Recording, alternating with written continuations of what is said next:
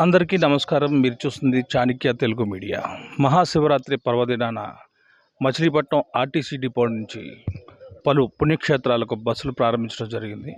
ఏ బస్సులు ఏ క్షేత్రాలకి ఎంత వేసి పంపిస్తారన్న విషయాన్ని అడిగి తెలుసుకునే ప్రయత్నం చేద్దాం. సార్ చెప్పండి సార్, ఎన్ని బస్సులు డిపో నుంచి? ఆర్టీసీ మచిలీపట్నం డిపో వారు మరి ఐలూరు పుణ్యక్షేత్రానికి పామర్ నుంచి 12 బస్సులు, కూచిపూడి నుంచి 3 బస్సులు నడుపుతున్నాం.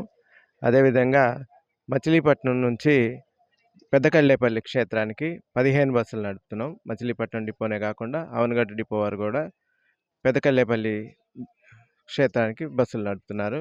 వీటిని ప్రయాణికులందరూ వినియోగించుకోవాలని కోరుతున్నాం.